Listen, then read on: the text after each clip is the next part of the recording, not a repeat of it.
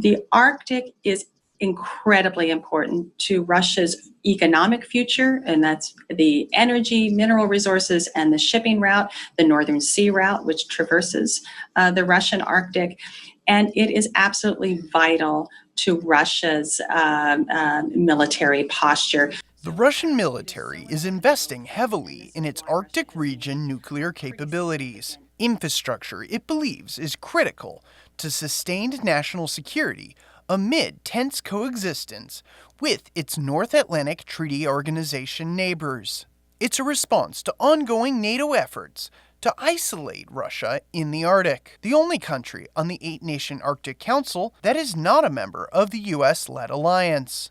The US released its 2024 Arctic Strategy document in June, emphasizing its commitment and bolstering defenses against the possibility of Russian action in the north. Since then, the US has invested in icebreaker construction in partnership with Canada and Finland. It's a development that has spooked an already desperate Russian military, which is now playing catch-up.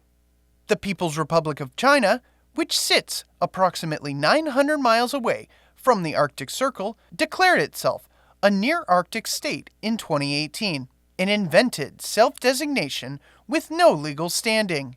Chinese leaders said international factors, such as climate change, have forced them to take an active role in the region, but they also have not attempted to hide their plans for economic development.